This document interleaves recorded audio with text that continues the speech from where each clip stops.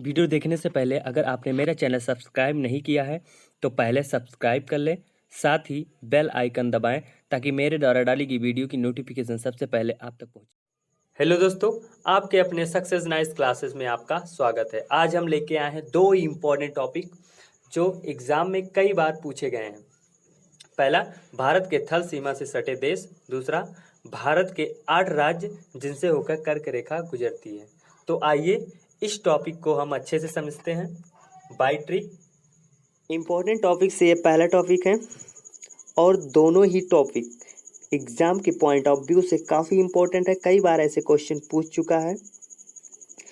तो bye trick इसे समझने से पहले हम इसे मैप से समझेंगे ताकि हमें ये क्वेश्चन अच्छे से याद हो जाए। तो चलिए हम मैप से इसे अच्छे से समझ लेते हैं। आपको मैप में दिख रहा होगा कि मैप के बीचों बीच एक लाइन गुजर रही है। उस लाइन को हम इंग्लिश में ट्रॉपिक ऑफ कैंसर और हिंदी में कर्क रेखा के नाम से जानते हैं, जो 8 राज्यों को होकर गुजरती है। वह कौन कौन सा राज्य देखेंगे? गुजरात है, फिर ये थोड़ा सा टच हो रहा है राजस्थान, फिर मध्य प्रदेश, छत्तीसगढ़, झारखंड, वेस्ट बंगाल, त्रिपुरा और फिर मिजोरम। अब ये कर्क रेखा होता क्या है उसको भी आगे हम समझेंगे।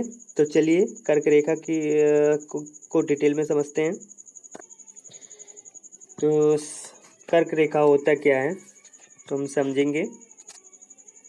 कर्क रेखा उत्तरी गोलार्ध में भूमध्य रेखा के समांतर 23.5 डिग्री पर खींची गई ग्लोब पर एक काल्पनिक रेखा है, ठीक, जो पश्चिम से पूर्व की ओर खींची गई है। अगर क्वेश्चन ऐसे भी पूछ सकता है कि कर्क रेखा किस दिशा की ओर खींची गई है, तो वो हम कह सकते हैं कि पश्चिम से पूर्व की ओर। दूसरा ये समझेंगे कि जिस पर सूर्य दोपहर के समय लंबवत चमकता है।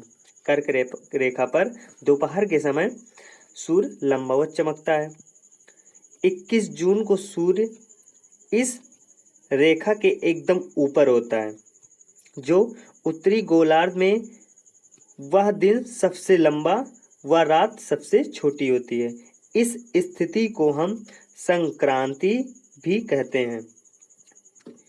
यहाँ इस दिन सबसे अधिक गर्मी होती है।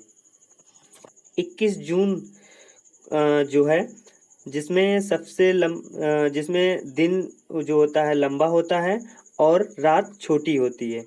इस स्थिति को हम संक्रांति के नाम से भी जानते हैं, तो आप भूलिएगा नहीं। तो आई थिंक आपको कर्क रेखा क्या है आपको समझ में आ गया होगा। तो चलते हैं टॉपिक की ओर और इसे हम ट्रिक के माध्यम से अच्छे से समझेंगे। एक बार फिर रिपीट करेंगे। हमारा जो टॉपिक है, भारत के 8 राज्य जिनसे होकर कर्क रेखा गुजरती है। ट्रिक काफ़ी फनी है, आपको हमेशा याद रहेगा, तो अच्छे से समझिएगा। मित्र पर गमछा झार, मित्र पर गमछा झार।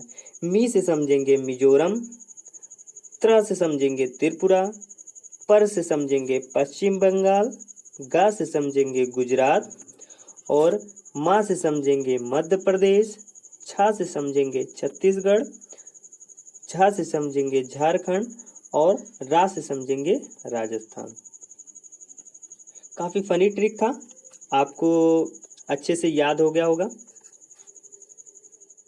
आइए दोस्तों हम ट्रिक को अच्छे से समझते हैं और उसके साथ ही साथ हम इनके कैपिटल यानी राजधानी को भी समझते चलेंगे ताकि हमारा ये टॉपिक एकदम क्लियर हो जाए।